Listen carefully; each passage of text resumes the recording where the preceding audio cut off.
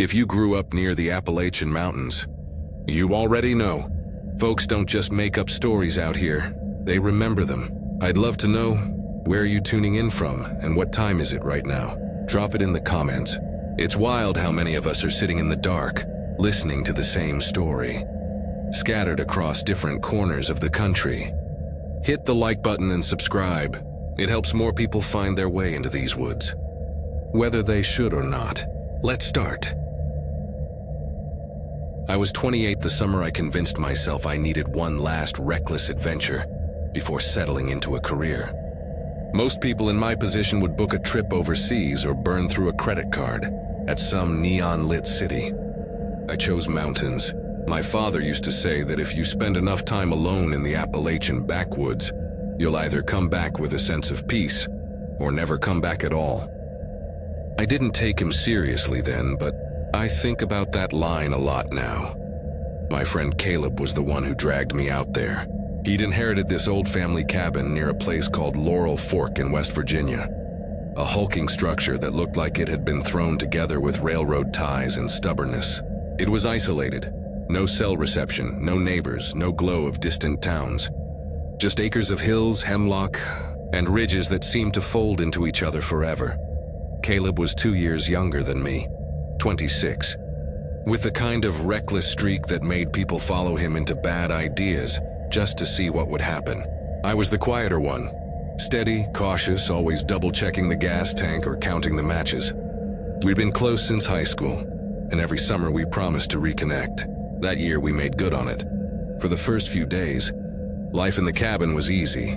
Card games by lantern light, cheap beer cooled in the creek, long hikes that ended in us gasping on ridge lines with our hands on our knees. The stillness got to me more than I expected. At night, the silence pressed against my ears like cotton, and I'd jolt awake from dreams without knowing what time it was. But Caleb thrived on it. On the third evening, while we were chewing through burnt hot dogs, he leaned back and said, "You ever heard about the observation tower past Sycamore Gap?" I shook my head. It's an old fire lookout. They closed it down in the 70s. Supposed to be condemned, but it's still standing. If we hike it at night, we could camp on the top platform. Best view of the whole valley, I laughed. You want me to climb a rotting metal tower in the middle of the woods with only your word it's safe? Exactly, he said, grinning. It wasn't my idea of fun, but boredom in that cabin hit fast and hard. No Wi-Fi, no distractions, and I wasn't about to be the killjoy who said no. So against my better judgment, I agreed. We left just after dusk. Caleb carried a cheap nylon pack stuffed with instant noodles and a tiny propane burner. I took the essentials, flashlight, lighter, and the folding knife my brother gave me before college. The trail began behind the cabin, cutting through laurels and dipping into a ravine where the soil was damp and cold. At first, we kept up our usual banter, bad jokes, half-sung pop songs, but the deeper we went, the quieter it got. The woods swallowed sound. No crickets, no frogs, not even the hiss of mosquitoes. Just the crunch of our boots and the rasp of our breath. The silence worked on me until every step felt like we were trespassing. About a mile in, we passed something strange. The skeleton of an old wagon, its wheels rusted into orange hoops, the bed half sunk into the earth. A vine had wrapped through the spokes, pinning it upright. Caleb tapped it with his boot. Relic from logging days. Locals just leave them to rot. A few minutes later, I spotted something worse, bones strung together and dangling from a branch. Small ones, bird, maybe squirrel, lashed with twine. A feather dangled, stained with a dark smear. The whole thing spun lazily, though there was no breeze.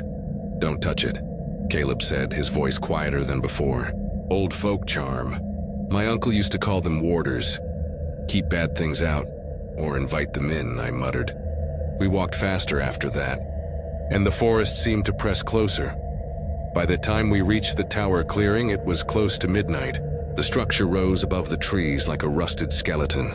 Its base was swallowed by brush, and the staircase zigzagging upward looked like a dare.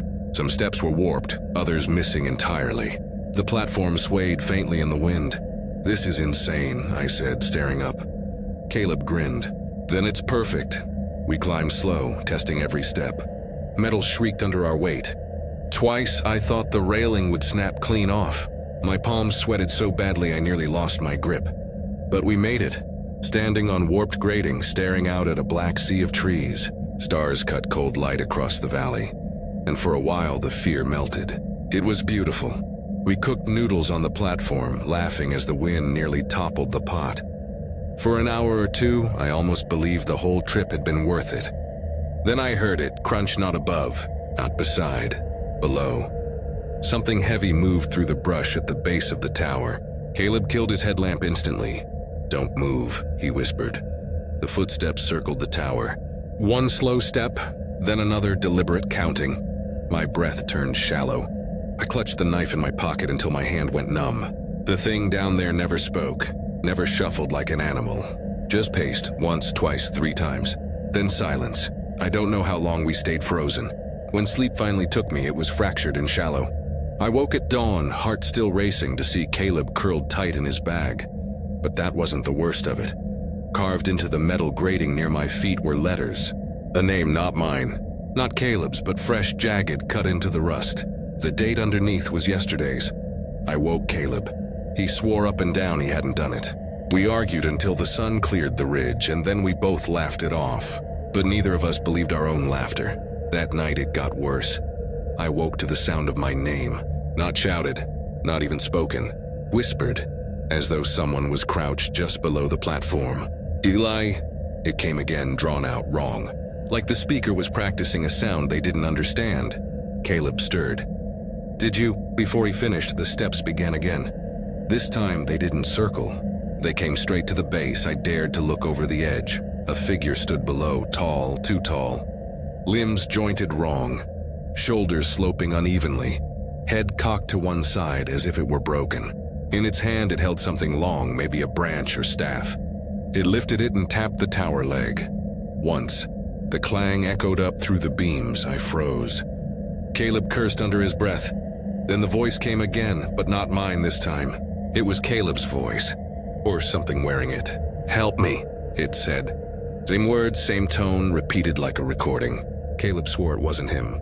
He was standing beside me, shaking. The thing began climbing. Not the stairs, but the beams themselves. Its hands wrapped backward around the iron supports, arms bending too far. Movements jerky but fast. We bolted. The stairs behind us had shifted, half collapsed. But fear pushed me down. I half slid, half leaped, scraping my legs bloody. Caleb followed. We hit the ground hard, grabbed our packs and ran. Branches tore at us. The smell followed. Metallic and sweet like spoiled fruit and blood. At some point I fell. When Caleb pulled me up, his face was pale as bone. "It's behind us," he gasped. We didn't stop until we saw the dark outline of the cabin. He shoved the door closed, bolted it, and we collapsed on the floor. For hours we sat listening. Every snap outside felt like it was waiting.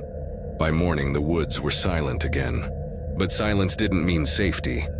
Caleb refused to talk about it after. He said if we ignored it, maybe it would leave us alone. But 2 nights later, when I woke for water, I found something carved into the cabin's door frame. My name, and beneath it, a date. Tomorrow's. I was 28 the summer I convinced myself I needed one last reckless adventure before settling into a career. Most people in my position would book a trip overseas or burn through a credit card at some neon-lit city. I chose mountains. My father used to say that if you spend enough time alone in the Appalachian backwoods, you'll either come back with a sense of peace or never come back at all. I didn't take him seriously then, but I think about that line a lot now. My friend Caleb was the one who dragged me out there. He'd inherited this old family cabin near a place called Laurel Fork in West Virginia. A hulking structure that looked like it had been thrown together with railroad ties and stubbornness. It was isolated. No cell reception, no neighbors, no glow of distant towns. Just acres of hills, hemlock, and ridges that seemed to fold into each other forever. Caleb was 2 years younger than me, 26. With the kind of reckless streak that made people follow him into bad ideas just to see what would happen. I was the quieter one. Steady, cautious, always double-checking the gas tank or counting the matches. We'd been close since high school, and every summer we promised to reconnect. That year we made good on it. For the first few days, life in the cabin was easy. Card games by lantern light, cheap beer cooled in the creek, long hikes that ended in us gasping on ridge lines with our hands on our knees. The stillness got to me more than I expected. At night, the silence pressed against my ears like cotton, and I'd jolt awake from dreams without knowing what time it was. But Caleb thrived on it. On the third evening, while we were chewing through burnt hot dogs, he leaned back and said, "You ever heard about the observation tower past Sycamore Gap?" I shook my head. "It's an old fire lookout. They closed it down in the 70s. Supposed to be condemned, but it's still standing. If we hike it at night, we could camp on the top platform. Best view of the whole valley," I laughed. "You want me to climb a rotting metal tower in the middle of the woods with only your word it's safe?" "Exactly," he said, grinning. It wasn't my idea of fun, but boredom in that cabin hit fast and hard. No Wi-Fi, no distractions, and I wasn't about to be the killjoy who said no. So against my better judgment, I agreed. We left just after dusk. Caleb carried a cheap nylon pack stuffed with instant noodles and a tiny propane burner. I took the essentials: flashlight, lighter, and the folding knife my brother gave me before college. The trail began behind the cabin, cutting through laurels and dipping into a ravine where the soil was damp and cold. At first, we kept up our usual banter, bad jokes, half-sung pop songs, but the deeper we went, the quieter it got. The woods swallowed sound. No crickets, no frogs, not even the hiss of mosquitoes. Just the crunch of our boots and the rasp of our breath. The silence worked on me until every step felt like we were trespassing.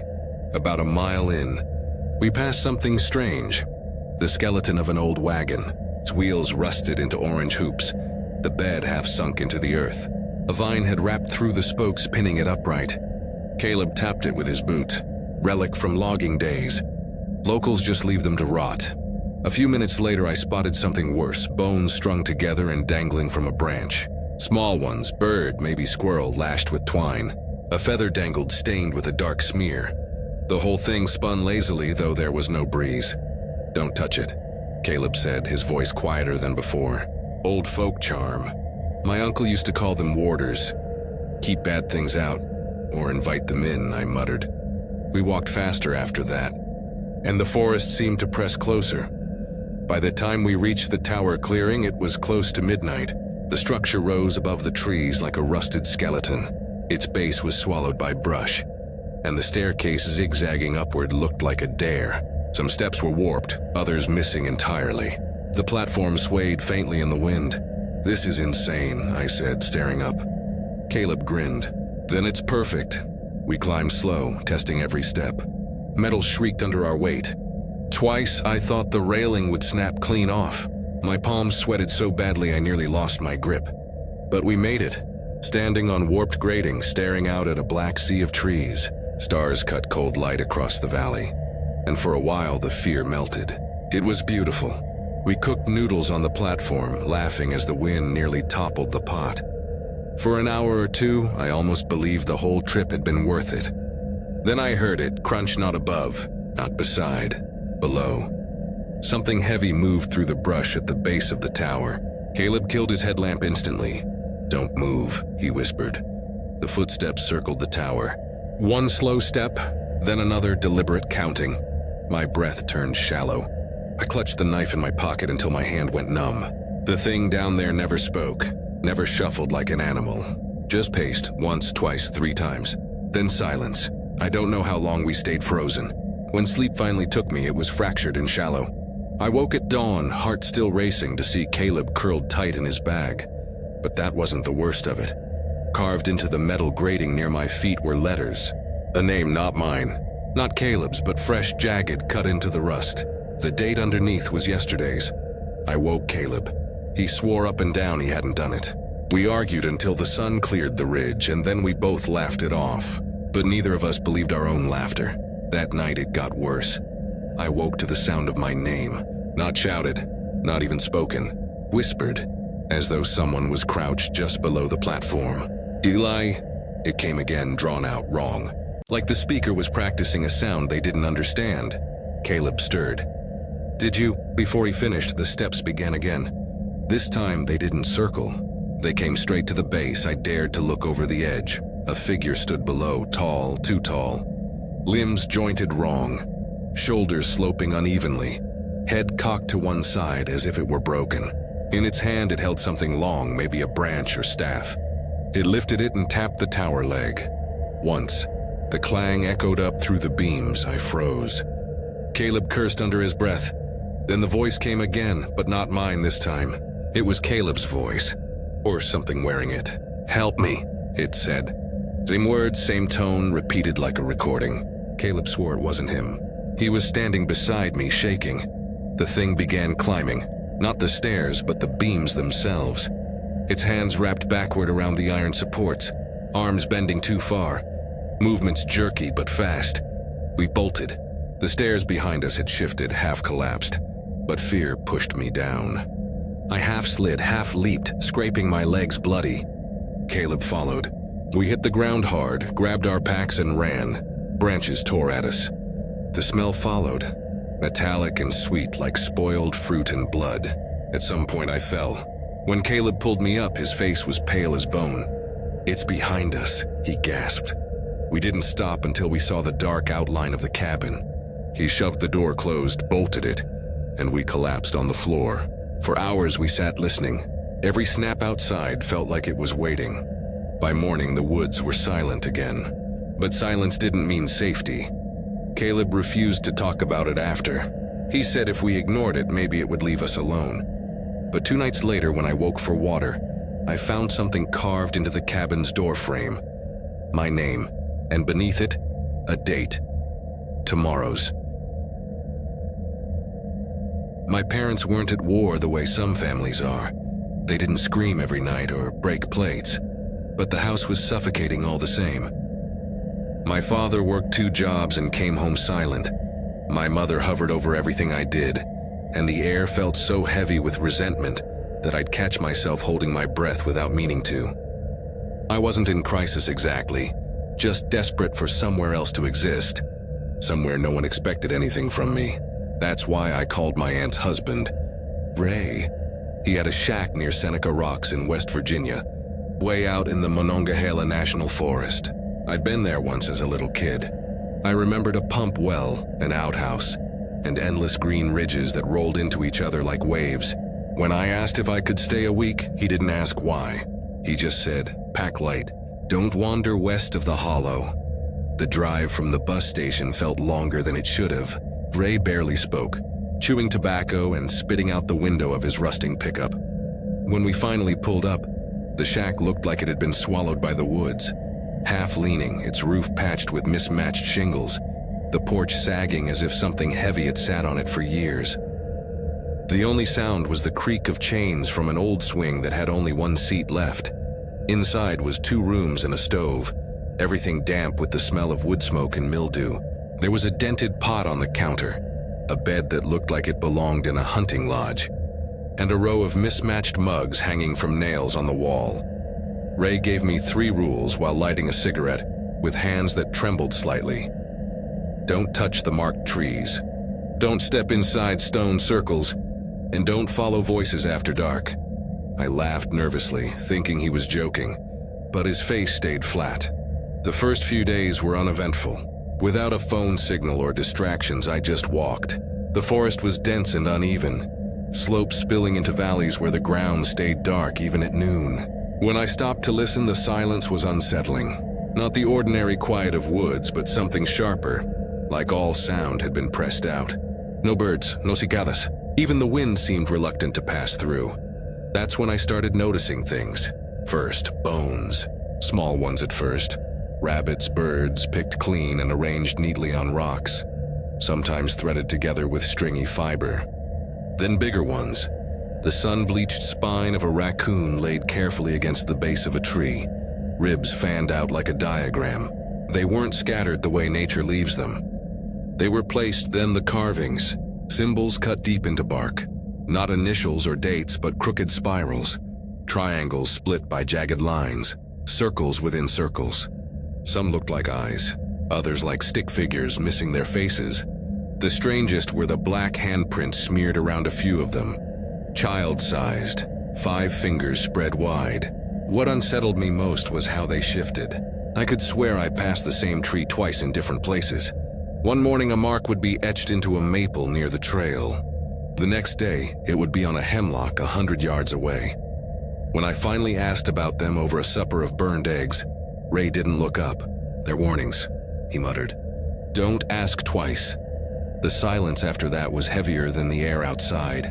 A few days later, unable to sleep, I woke before dawn and decided to take a trail I hadn't tried. It cut between 2 trees that looked charred from the inside out. Trunks hollowed as though fire had eaten them, but left the bark intact. The path bent oddly, like it wanted to double back on itself, and every step felt angled wrong. Eventually, it opened into a clearing. At its center was a ring of stones laid perfectly, each one about the same size. Inside the circle, nothing grew. Not grass, not moss, not even weeds. The earth was packed flat and bare as if scrubbed clean. In the middle stood a stump, pale and raw, though no tree had been cut nearby. A rope dangled from a branch overhead, thick and frayed, knotted into a noose that swayed gently. But there was no breeze, my throat went dry. I should have turned back. Instead, I stepped closer, my shoes sinking into soil that felt oddly warm. That's when I realized I wasn't alone. He stood 10 feet away, barefoot, skin tight over bones like leather left in the sun. His shirt clung dark at the chest, ribs jutting through the fabric. His eyes were wide, too wide, pale as river glass, and he didn't blink. His breath came not through his mouth but his nose, long, rattling sniffs that made my skin prickle. His hair was greasy, hanging in strips, and his toes weren't on the ground but sunk into it, curled like roots. I froze, whispering the only thing that came to mind. "Sorry." He lifted one thin arm and pointed at the stump. That broke me. I bolted, crashing through brush, tearing my hands bloody on rocks, slipping down a slope so steep I thought my rib had cracked. My pack ripped open, jerky and flashlight scattered. I didn't stop for any of it. The woods felt warped, stretched wider, trees leaning into impossible shapes. Every sound was off. Bird calls cut short, the splash of water fading into silence as soon as I turned my head. By the time I stumbled into the clearing near the shack, the sun was sinking. My shirt was shredded, blood streaked my knees and dirt coated my teeth. Ray sat on the porch, shotgun across his lap, smoke curling from his cigarette. He looked at me, not surprised, and said, "You stepped into the wrong circle." "How do you know?" I croaked. He didn't answer. That night he sat outside while I tried to sleep on the couch. Around 1 in the morning, the footsteps started. Slow, measured, circling just beyond the tree line. Twigs cracked deliberately like they were being snapped by hand. Then came the voice. "Eli." I shot upright. It was my mother's voice. Not just the sound, but the exact way she said my name when she needed help carrying groceries. "Please, Eli, I can't find you." I staggered toward the window before Ray's hand clamped hard on my wrist. He shook his head once. The voice circled the shack, switching sides. Sometimes close, sometimes far. Always hers. "Eli, I need you. Help me." But the tone never changed, like someone replaying a recording through a broken speaker. We sat in silence until dawn. When the voice faded, I checked the ground outside. Footprints ringed the shack, bare feet, toes spread wide like hands pressed into the dirt.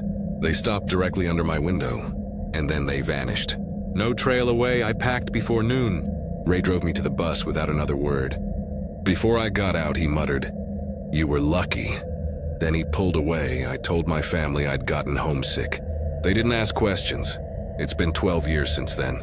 I live in a city now, with traffic noise and neighbors arguing through the walls. But sometimes in the dead of night, I'll wake to the faint sound of footsteps outside my apartment. Slow, deliberate, and last month, someone carved into the paint on my door. Not a name, not a symbol, just 5 black handprints, child-sized. I was 26 the autumn I convinced myself a solo trek through the mountains might clear my head. I'd been grinding through graduate school and part-time shifts at a hardware store, sleeping odd hours, drinking too much coffee, and feeling like I was dissolving into the background of my own life. My professors told me to slow down. My friends told me to get out of the city. So I told myself 3 nights in the high country would be enough. Just me, the woods, and silence sharp enough to scrape me clean. I picked a stretch near Laurel Fork in the Allegheny Highlands of West Virginia, a place someone on an old hiking forum called quiet to the point of wrong. That phrase stuck with me. I thought they meant peaceful. I drove out on a Friday, the air already holding the edge of frost. The road twisted along ridges, valleys opening wide before narrowing into shadowed tunnels of hemlock. By the time I reached the trailhead, a dirt pull-off with a weather-faded sign that only half read, service path, no upkeep. The sun was bleeding low. No other cars, no ranger kiosk, just a sagging post with staples from long-peeled notices. I tightened my pack straps, checked my paper map, and stepped into the trees. The first stretch climbed hard, my thighs burning before the ground eased into switchbacks. Hickory and oak pressed close on both sides. The forest smelled like wet bark and stone. Even in daylight, it felt muted. Birds called faintly, then went silent. The longer I walked, the more I noticed how the ordinary forest noise seemed to fold inward, until it felt like I was carrying sound with me, not hearing it around me. I stopped for the night beside a creek where the water whispered under moss-dark rocks. I pitched my little tent, boiled noodles on the stove, and wrote in my journal by headlamp about how empty the woods felt compared to the world I'd left behind. I thought I might finally sleep without thinking about deadlines, but around midnight I jolted awake. No dream attached, just my body knowing something was off. The forest outside was motionless. Then I heard it. Deliberate steps, not close but steady. Leaves cracking in slow rhythm, circling wide around the camp. Not scurrying, not curious animal pacing. Human. I lay frozen, knife in hand, counting my breaths. The steps moved, stopped, moved again, always just at the edge of hearing.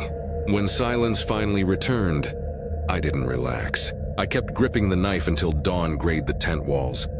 The next morning, my hands shook as I packed. I decided to push deeper rather than back out. Part stubbornness, part the thought that if someone was playing tricks, they'd expect me to run. By midday, I stumbled on a clearing mossed over with time. A ring of stones lay blackened from old fires, almost swallowed by the earth. I sat, ate jerky, and scrawled in my journal that it felt like the woods had pressed pause on everything. No birds, no water sounds, not even wind through the branches. As the sun dropped, I walked out a little way to gather wood. That's when I saw him. Between 2 trees stood a figure, tall, still, watching.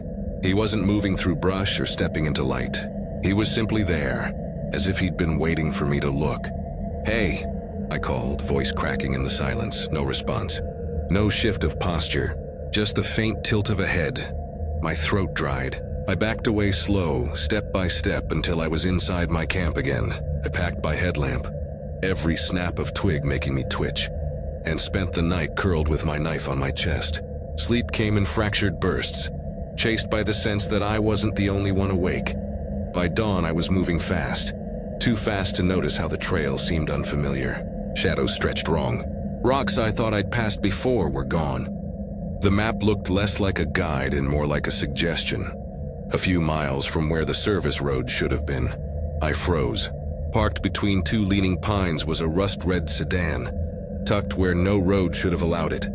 Its windows were coated with grime, a pine bough pressed against the cracked windshield. At first, I thought it was abandoned decades ago. But the dust on the hood looked disturbed, and in the half-open rear window, a strip of cloth fluttered. Sun faded, stained darker near the edge. I circled the car, heart hammering. No footprints in the soil, no gear, nothing to suggest anyone had come or gone.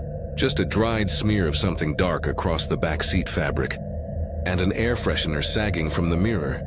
I turned and ran. The trail pitched downhill, my breath coming ragged, arms pumping until I burst into the lot where my own car sat exactly where I left it. Relief tangled with dread. I half expected it to be gone too. I fumbled the keys, threw my pack in the back, and gunned the engine.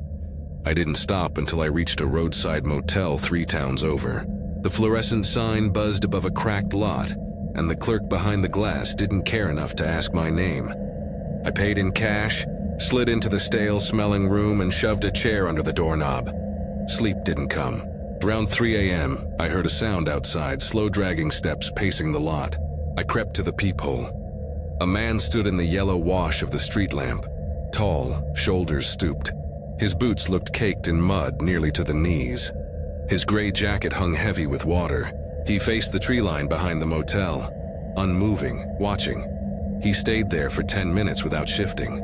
Then, with a suddenness that made me choke on my breath, he turned, not toward the motel but toward the road, and walked into darkness.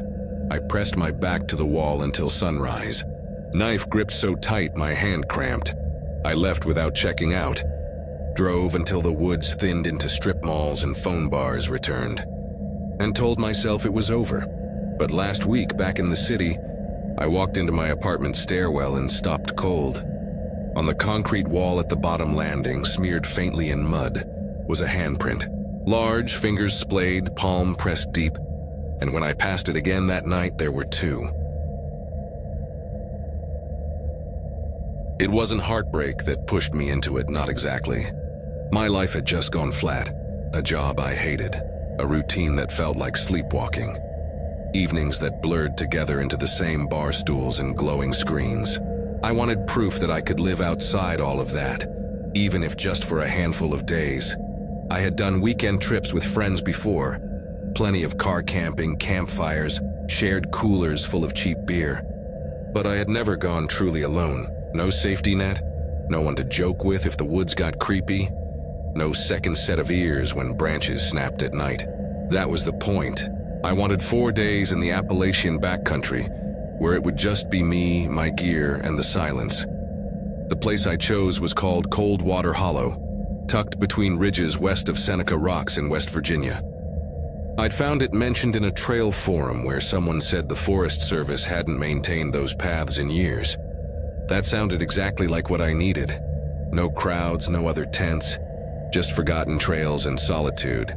I left my phone on airplane mode, stuffed a printed map into my pocket and packed light. Small tent, knife, first aid kit, water filter, and enough dried meals to scrape by. Before I left, I texted my sister the name of the hollow and said if she didn't hear from me in a week, call someone. Then I shut the world off. The first day was smooth. The trail cut through damp valleys where ferns brushed my legs, and then rose along ridges where the trees thinned. The air smelled of moss and wet bark. A squirrel darted across my path. A woodpecker hammered somewhere far off. It was the kind of peace I thought I'd come for. By late afternoon, I had gone about 7 miles in. I found a patch of flat ground beside a little brook and pitched my tent there. The soil was soft. The trees formed a natural windbreak, and the stream gave me water to filter. Dinner was a pouch of powdered chili cooked over my camp stove. I ate barefoot, toes in the grass, listening to the water. When I zipped myself into the tent that night, I felt smug. Maybe I was built for this. The second morning, I decided to hike light toward a ridge overlook marked on the ranger map. I left the tent where it was, stuffed jerky and water into a small day pack, and tied strips of yellow surveyor tape to branches as I walked. My way of making sure I didn't get turned around on the way back. Every 50 yards or so, I knotted one. Bright little flags against the green. The ridge was worth it. The valley stretched out below like a carpet of trees, layered in endless greens and blues. I sat on a rock ledge, ate my jerky, and felt that rare kind of silence that makes you aware of your own heartbeat. I headed back in the early afternoon. That's when things started to twist. Not far from where my camp should have been, I noticed something wrong. A yellow strip hung from a branch I didn't remember tying. Same length of tape, but the knot was different. Tighter, deliberate. Not the sloppy loops I'd made in passing. I frowned, tugged it, and my stomach dropped. It was damp, like it had been dragged through mud. I checked the others I'd tied along the trail. Mine were still there, in their original spots, which meant this new one wasn't mine. The rational part of me whispered that maybe another hiker used the same kind of tape. But Coldwater Hollow wasn't exactly tourist country, and the store clerk back in town had raised his eyebrows when I asked about the trail, like people didn't really go there anymore. That night, I didn't eat. I zipped myself into the tent early with my knife beside me and listened to every twitch of leaves. I barely slept. By morning, I'd made a decision. The map showed an old ranger shelter about 8 miles deeper in the hollow. It wasn't supposed to be in use anymore, but if it still stood, it would give me 4 walls and maybe a lock. If someone was playing games with me, they wouldn't expect me to head farther in. The air felt different that day, too still. No birds, no rustle of squirrels. Even my footsteps seemed muted, like the ground was padded. Around mid-morning, I heard movement ahead. Quick, light steps, too precise for deer, too smooth for raccoon. I called out, "Hello?" Nothing answered. The trail split. Left climbed sharply toward another ridge. Right curved down into a darker stretch of valley. On the left-hand path, tied neatly to a branch, was another strip of yellow tape. Same wrong knot. I didn't hesitate. I turned right and kept moving faster than before. The shelter finally appeared by late afternoon. A one-room shack with a tin roof half rusted through, leaning on a slope. The door hung crooked, but it had a bolt. Inside smelled like dust and mice. There was an old cot, a broken broom, and graffiti carved into the wooden wall. Initials, dates, crude shapes. I bolted the door, lit a candle, and sat against the far wall with my knife across my knees. I didn't eat, didn't read, didn't even stretch out. I just listened. Sometime after midnight, there came a sound. 2 slow knocks against the outside wall, not wind, not branches, knuckles. I froze. Minutes crawled by. Then the door creaked, wood straining as if weight pressed against it. The bolt held. After that, nothing. I waited until the first gray hint of morning before I ran. I stuffed my things in the pack and didn't even lace my boots.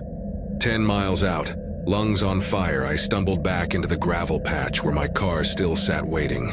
I slammed the doors, locked them, and stared at the tree line until I was sure nothing had followed. But as I pulled away, I noticed something on the old weathered post that marked the trailhead. The first day, it had just said Coldwater Hollow, no maintenance. Now, tied neatly to the wood at shoulder height, was a strip of yellow tape, same knot. When I stopped at a diner on the way home, I went to use the bathroom and froze. On the back of the stall door, carved in fresh, jagged letters, was a word. My name. I was 32 when I finally decided I couldn't keep living on autopilot. Not because of heartbreak or some life-changing crisis, just exhaustion of a different kind. I'd been staring at spreadsheets for too many years, spending too many nights under humming fluorescent lights, convincing myself weekends were enough to recharge. They weren't. I didn't want therapy, didn't want yoga retreats, didn't want company at all. What I wanted was silence, the kind you can only get when you're buried in the woods with no signal bars on your phone. That's how I ended up in Tennessee, standing at the trailhead near a place called Copper Ridge. The idea wasn't to conquer the Appalachian Trail. God, no. I wasn't trying to prove anything. My plan was simple. A short loop across the Bald River Gorge wilderness, 5 or 6 days tops, starting near Tellico Plains and circling back. Not a tourist route, but not so isolated that I couldn't stumble out to a road if things went wrong. I didn't broadcast it. No Instagram posts, no pray for me on my journey updates. I texted my brother a vague line, taking a break, no signal, back in a week, and tossed my phone in airplane mode. That was the last time I thought about the outside world. The first stretch went smooth. My boots chewed dirt. The pack sat comfortably against my spine, and every corner of the trail felt like a reset button. Water gurgled through moss-lined rocks. Warblers flitted through the canopy, and when I stopped to breathe, the stillness felt holy. Evenings were harder. The silence turned sharp at night, but the ache in my legs gave me something to hold on to. I ate my sad little meals of dehydrated noodles, tucked myself under a tarp, and told myself I was finally doing something right. 3 nights passed without incident. I spotted a black bear far down a slope. It never noticed me. Deer cut across my path at dawn. Once I even glimpsed a copperhead sliding off a rock, which made me careful where I set my hands. I was cautious to a fault. Food bagged and strung high, fire pits smothered cold, compass checked against every landmark. Order kept me calm. On the 4th night, I picked a spot along a dried creek bed, ringed by crooked oaks. It seemed perfect. Rocks to break the wind, enough space to pitch my tarp, and no sign of other campers.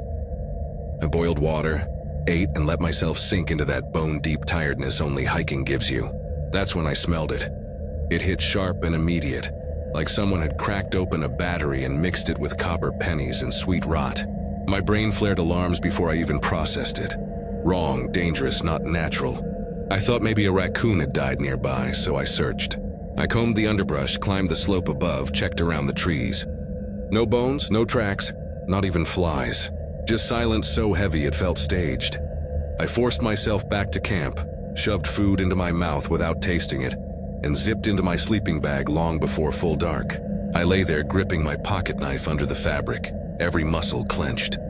Hours later, the sound started. Steps, slow, deliberate. Leaves crunching one by one. Not the quick, chaotic scuttle of wildlife, human. They circled the tarp once, a perfect measured ring, then stopped. Directly behind where my head lay. I froze, heart smashing against my ribs, breath caught shallow in my throat. The steps didn't continue.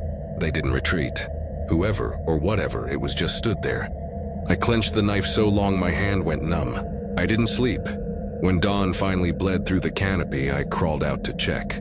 The soil behind the tarp bore faint impressions. Smooth-soled shoes, no tread. Toes angled inward as though the figure's feet turned unnaturally toward each other. That detail lodged deep in me. Something about the way it suggested an off-balance body. A crooked stance made my stomach turn. I didn't eat breakfast. I didn't stretch. I walked. Fast. By midday, my calves burned and my shirt clung to sweat, but I kept moving. The air kept bringing that smell in waves, rust, rot, and something cloyingly sweet, like syrup gone sour. It followed me. No dead thing does that. That night, desperate for a sense of safety, I climbed high onto a ridge where the trees thinned and moonlight poured clean. I figured visibility would help, that if I could see in every direction, nothing could sneak close. I was wrong. Sometime after midnight, I woke to the sound of breathing. Slow, human. Not from inside the tarp, but just beyond. Steady as if someone sat cross-legged watching me. Then came the steps again, not circling this time, coming straight toward me. Through the fabric, I saw the silhouette, tall, too thin, holding something long. Pole, a staff? It raised the stick and tapped it once against the ground. The knock reverberated through the stillness like a signal. Then without a word, it turned and walked into the trees. The stench lingered long after the shape disappeared. I stayed gripping the knife until the sky turned pale. By the fifth day, panic was chewing through me. I cut off the planned route and stumbled toward a service road I'd marked on my map. My body begged for rest, but fear kept me upright. Late that afternoon, I found a shack half hidden in brush. 3 sagging walls, roof caved on one side. I ducked inside just to catch my breath. That's when I saw the names. The doorframe was carved deep with dozens of them. Some were initials, some full names, all paired with dates stretching back decades. The newest was just 3 days old. Beneath it, the wood had been scraped bare, waiting. A blank spot, smooth as if deliberately prepared. I pressed my hand against it and felt my pulse hammering. My knife stayed clenched in the other fist. Every sound outside, the crack of a branch, the shift of leaves, had me convinced the figure was back, waiting for dark. I didn't sleep. Not once. At first light, I bolted down the road, staggering until I saw the glint of metal, a ranger truck idling at the bend. I must have looked like I'd crawled out of a grave. The ranger leaned out, squinting. "You lost?" he asked. I told him I'd gotten turned around avoiding a bear. He didn't press. Maybe he recognized the look in my eyes. Maybe he'd heard it before. When I got home, I boxed up everything, boots, tent, water filter, and sold it online. I haven't stepped on a trail since. But here's the part I never tell anyone. The part I can't stop replaying. When the ranger asked for my name to log the incident, he wrote it down on a clipboard balanced against his steering wheel. I glanced at his page, and for a second I swear I saw the same list. Carved names copied in neat ink lines. The last name above mine carried the date from 3 days earlier. And beneath my own, he'd left a blank space. My friends thought I'd go somewhere loud. Bars, road trips, concerts. Instead, I ended up in Randolph County, West Virginia, staring at the mouth of an old trail locals had long stopped using. I told myself it was just to clear my head. to get away from the grind of clients and emails. But truthfully, I wanted to test how long I could handle being invisible. The trailhead sat past a cattle gate, with rusted chains drooping like broken jewelry. A wooden sign leaned at an angle. The paint so faded I could only make out Dry Creek Path, no service beyond. That phrase should have made me turn back, but I shouldered my pack and climbed over anyway. The day started easy. Cool air, damp soil, the forest waking in colors muted by fog. I walked the old logging road for miles until it split at a fork. The left looked overgrown, the right worn flat. Something about the right-hand bend pulled me. That's when I saw the first cairn. Waist-high, stones stacked too neatly to be chance. On top, someone had balanced a piece of green glass. Weathered smooth, but placed deliberately like an eye. I circled it, trying to decide if it was a marker or a prank. It didn't fit either. I moved on. Half an hour later, there was another. Same stones, same precision, but this one had resin running down the side, sticky and amber like it was bleeding sap. I touched it. The resin was warm despite the chill in the air. My hand smelled like pine tar, long after I wiped it clean. The trail carried me deeper until it spilled into a dry stream bed, gravel crunching under my boots. I dropped my pack and ate a quick lunch, jerky, crackers, water. For a few minutes, it almost felt normal. I even checked my watch, but the GPS had frozen. It claimed I was back near the road where I'd started, time-stamped half an hour earlier. I rebooted it. The numbers flickered, then locked back in place. Felt less like a glitch and more like something refusing to admit I'd gone forward. I packed up fast, nerves raw. That's when cairn number 3 appeared. No glass this time. Instead, a strip of flannel had been tied around the bottom stone, faded red and gray, the kind you see in sepia photographs of miners. I crouched to examine it. Behind me, a branch cracked loud as a gunshot. I spun, knife in hand. Nothing but trees. My stomach knotted. I hurried on, convincing myself the flannel was nothing more than some hiker's joke. But the forest felt different now. Edges too sharp, air too still. I came to a hollow that wasn't on my map. Damp air clung to me like a second skin. Moss thickened in sheets across stones shaped too precise to be natural. In the center of the hollow sat a cabin. I'd seen forgotten cabins before, but this one looked wrong. The roof was slick with soot, the windows black with grime. No smoke, no sound, but in the mud behind it stood wooden crosses, half-rotted, 7 or 8 of them, each crowned with a ring of stones. At the base of several, shards of green and red glass glittered like offerings. I told myself I'd take one look and leave, but my boots carried me closer. That's when I noticed footprints in the mud, fresh, deep, not mine. The forest hushed as if it was listening. Something shifted at the tree line. At first I thought it was a dog, but the shape was wrong. Too tall on the legs, too narrow in the chest, the head stiff like it was hinged instead of living. It tilted once as though curious. Then it stepped sideways into the trees and was gone. No sound, not even the crush of leaves. I ran. The trail folded on itself, landmarks repeating. Then I saw the first cairn again, but changed. The glass was gone. In its place lay a circle of teeth. Human. Some yellowed, some small like they'd belonged to children, all arranged in a perfect wreath. My throat locked. I dropped to my knees and vomited. When I looked up, the woods seemed to lean closer. Bolted, cutting through brush, compass spinning nonsense, GPS dead. The harder I pushed downhill, the more the air pressed like a weight. Eventually, the gate appeared ahead. Relief surged until I saw the stump just before it. On top sat a pair of boots, my boots. Same size, same make, but soaked and sagging with clear water pooled inside. Balanced between them was a photo. I picked it up with shaking hands. It was me, sitting in the dry stream bed earlier that afternoon, eating lunch. The angle was from behind, as if someone had stood watching the whole time. I dropped it and sprinted for my car. My fingers fumbled the keys twice before I managed to start the engine. I didn't look in the mirrors. Gravel spit under my tires until the forest fell behind. 2 hours later, I staggered into a roadside diner, too rattled to eat.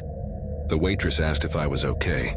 I muttered something about needing a ride, though my car was parked outside. She slid a coffee in front of me. I held it with both hands, still shaking. That night, in the motel room I paid cash for, I scrubbed my boots in the shower until the water ran black with mud that hadn't been there before. I double-locked the door, shoved a chair under the knob, and sat awake until dawn. 2 days later, back home, I opened my mailbox. Inside was an envelope with no return address, no note. Just another photo. It was the same stream bed, same angle. Only this time I wasn't sitting there. I was standing, looking directly at the camera, and smiling. I was 29 when I finally gave in to the urge to disappear for a while. Not in the dramatic sense. No one had broken my heart. No tragedy had shoved me into solitude. It was quieter than that. I'd spent years in an office staring at screens, clicking boxes, typing words no one read twice. The idea of losing myself in the mountains didn't come from adventure, but from exhaustion. I wanted to be somewhere that didn't care if I existed. I'd been scanning hiking forums for weeks, scrolling past gear debates and trail reviews, when a strange thread caught my eye. It wasn't polished or helpful, just an all-lowercase rant buried at the bottom of a page about abandoned places. The writer claimed there were caves hidden in the mountains near the Virginia-Kentucky border. Caves that didn't show up on maps. He said they were behind the ruins of a forestry shack. The photos were blurry. Rusted fencing, stone ridges, tangled brush. But the last line was what hooked me. If you hear the tapping, don't go any further. Not a joke. That warning repeated in my head for weeks. By the time July rolled around, I had vacation time saved and nothing else pulling me back. I packed light but careful.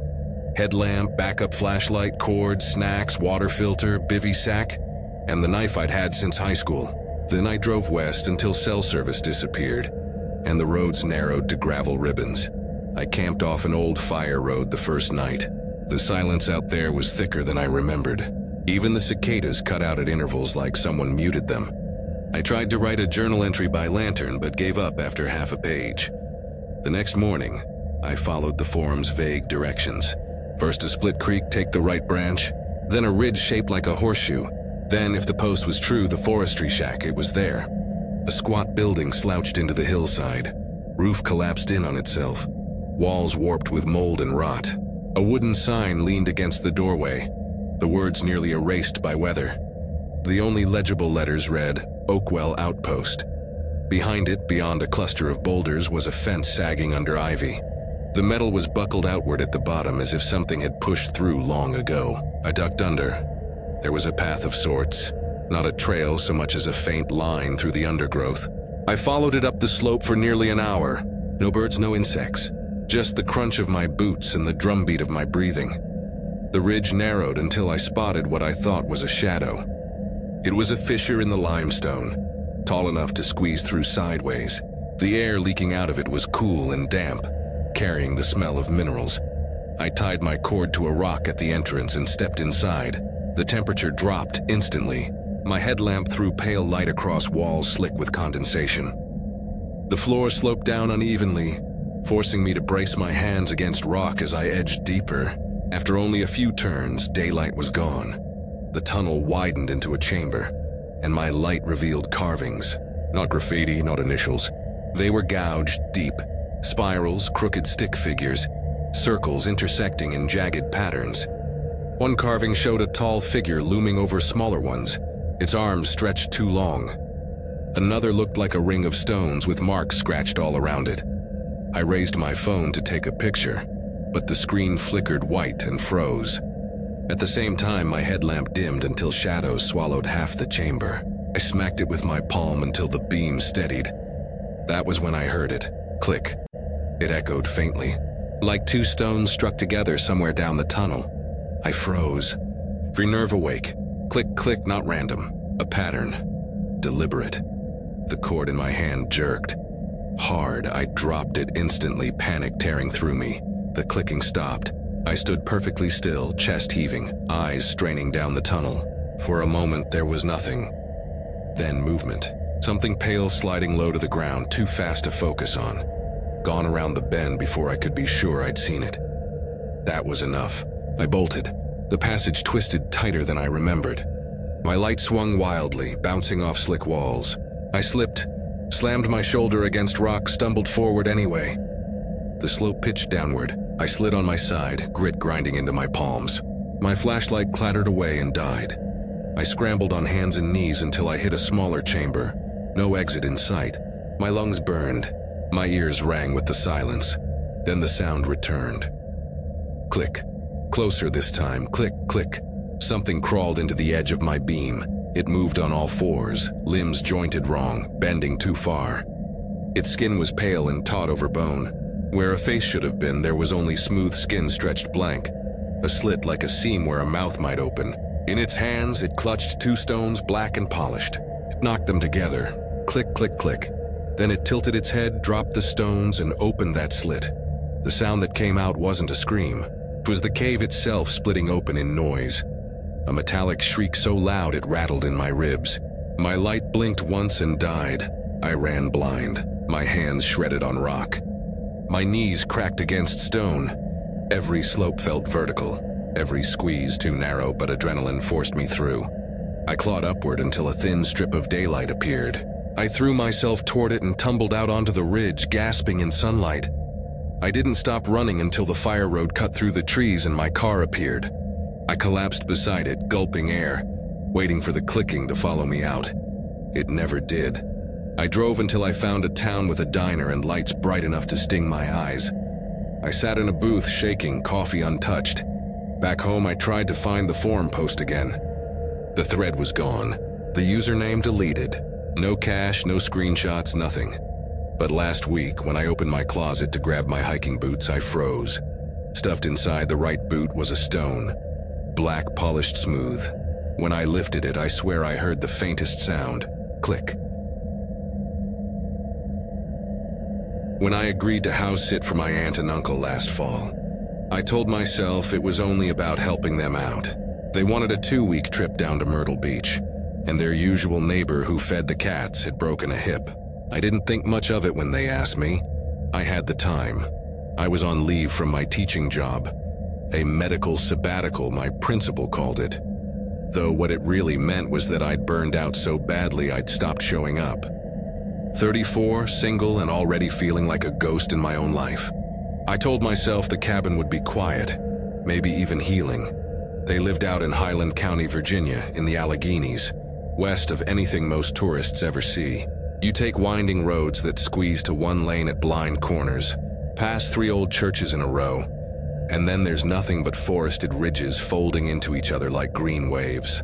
Their place sat at the bottom of a hollow carved by a creek, half hidden behind hemlocks that had been there longer than any of us. When I pulled in, the house looked older than I remembered. A frame cabin with fresh paint on the porch, but weather-worn beams underneath, as though 2 different centuries overlapped. My Uncle Mark met me at the driveway with a hurried smile, gave me a rundown of how to work the pellet stove, how often to feed the cats, and where the fuse box was. Then he said something strange, casual but with an edge I didn't know how to read. If the lights cut out, breakers under the crawl hatch in the pantry. Don't hang around down there. It floods easy. I asked if there were sump pumps. He shook his head, said, "Don't worry about it," and changed the subject. The first few nights were fine. The cats, Cinder and Tuck, were skittish but mostly kept to themselves. I slept late, read through a box of old paperbacks I'd packed, and sat out on the porch with tea. The silence pressed against me in a way I wasn't used to, but I liked it. In the city, silence is rare and temporary. Out here it was thick, almost heavy, and at first I thought it might smother me. But after a while, it started to feel like being wrapped in something protective. On the 3rd evening, I noticed the woods weren't truly silent. They exhaled. That's the best way I can explain it. Like a long, slow breath moving through the trees, though the air on my skin stayed still. The 4th night was when everything changed. I was reading in the living room when the lamp blinked once and went dark. The hum of the fridge cut out. Even the clock on the stove went blank. At first, I just sat there in the dark, waiting for the grid to catch itself. When nothing happened, I remembered Mark's instructions and grabbed the flashlight. The pantry was narrow, stacked with canned goods, and at the bottom of one wall, a wooden hatch sat half concealed by shelving. I tugged it open. The smell hit me first. Damp earth, sour mold, something metallic underneath. I crouched and leaned the light inside. The crawl space stretched maybe 20 feet back. The ground uneven, the joists overhead thick with cobwebs. At the far end, I saw the breaker box fixed to the foundation wall. I ducked inside and made my way across. My boots slid on damp soil.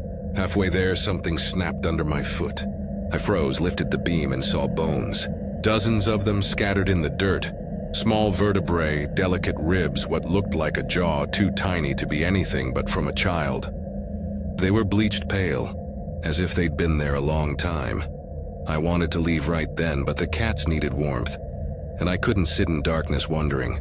So I forced myself forward, flipped the main breaker, and waited. Nothing happened. I flipped it back and forth twice, and still the cabin above stayed dead. That was when the cats started yowling. The sound was sharp, panicked, bouncing down through the floorboards.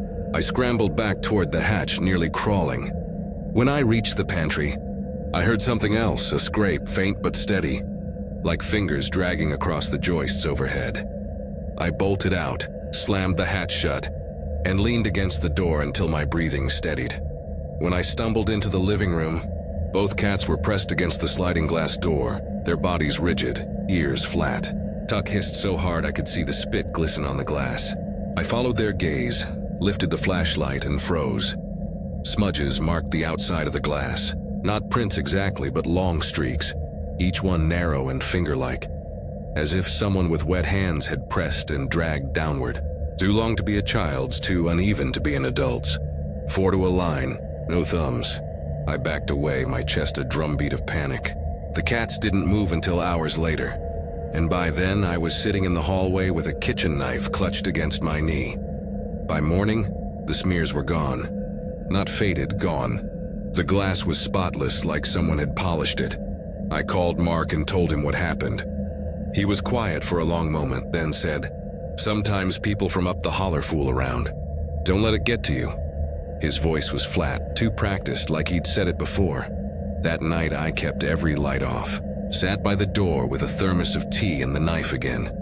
At 11:30 I heard tapping, not at the door, on the roof. A scattering of sharp knocks, one after another, like gravel tossed from different angles. I went outside with the flashlight.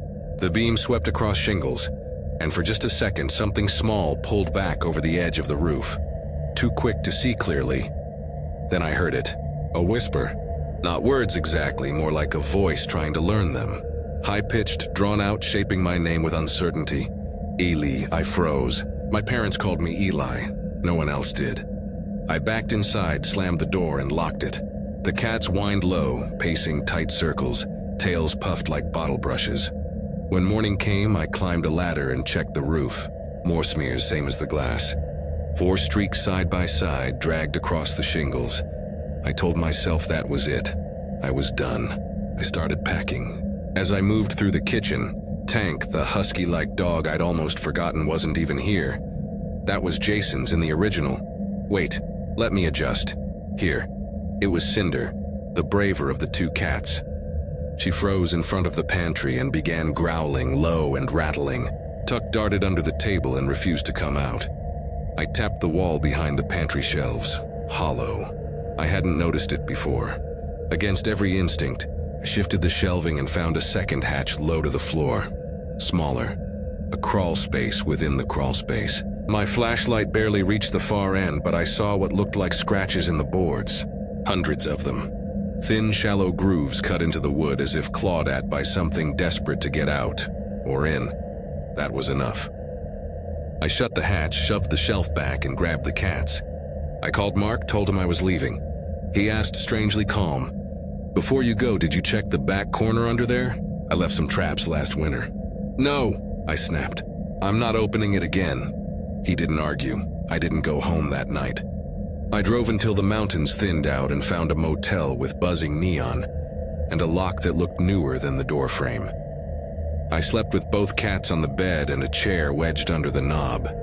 But the next morning, when I pulled my bag from the car, I saw something stuck in the strap. Scrap of paper, damp and smeared but legible. 4 words scrawled in uneven hand. "Let us back in."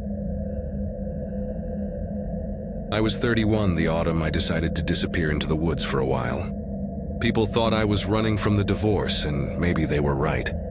I'd signed the papers in July, boxed my ex-husband's books in August, and by September I couldn't breathe inside four walls anymore. Friends suggested therapy, but the truth was I didn't want to talk. I wanted distance. Distance from the pitying looks, from the gossip at work, from the constant feeling that someone was waiting for me to crack.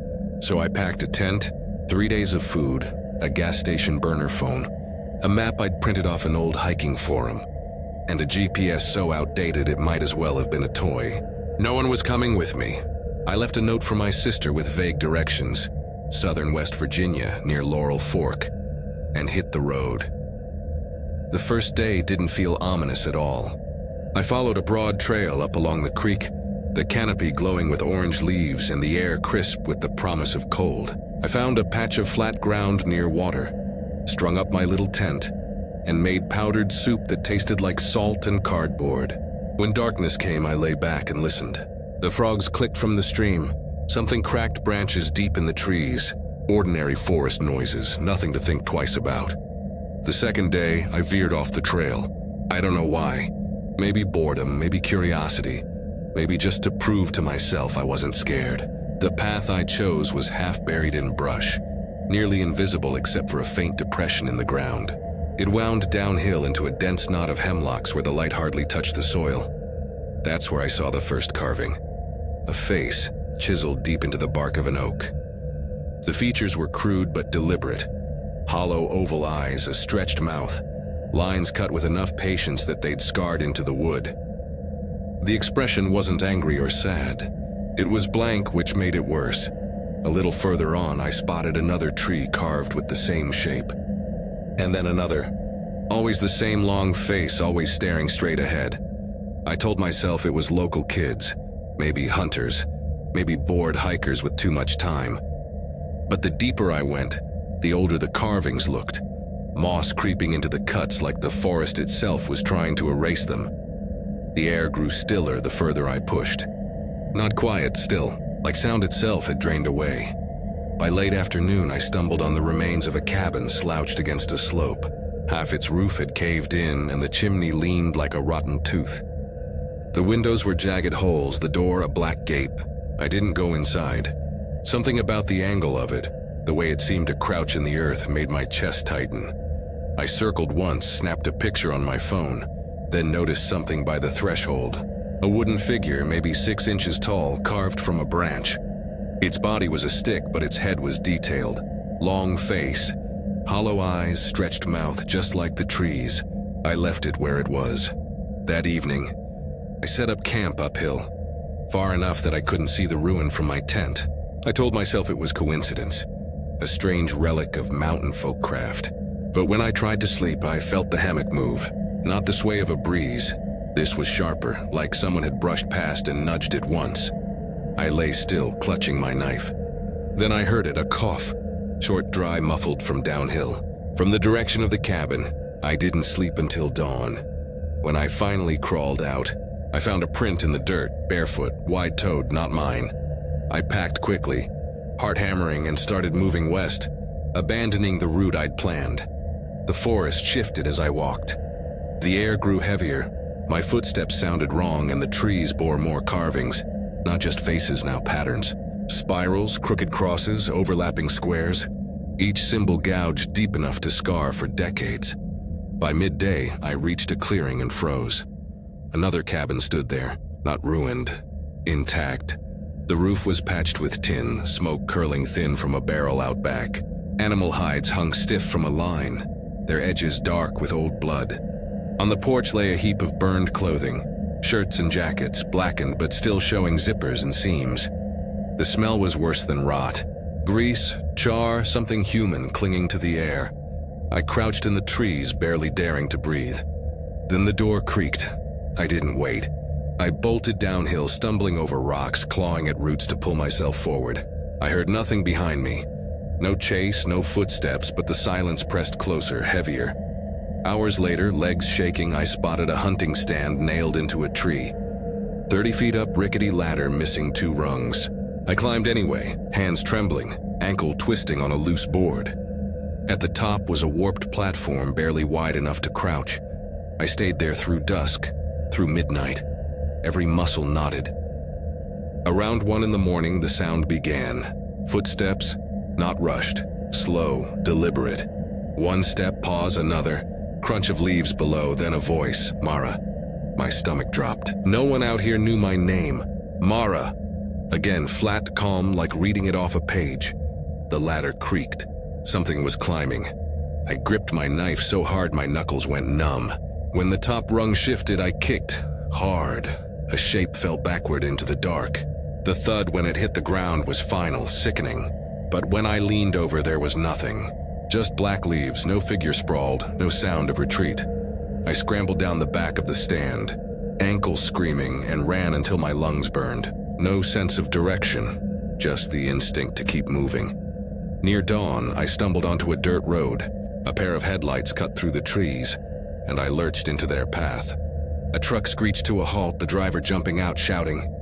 I collapsed against the bumper, shaking so hard I couldn't speak. He asked if someone was chasing me. I nodded but couldn't get a word out. I never told him about the carvings, or the cabin, or the voice. I went home 2 days later, showered until my skin went raw, and tried to tell myself I'd imagined it. That trauma, divorce, exhaustion had twisted the forest into something it wasn't.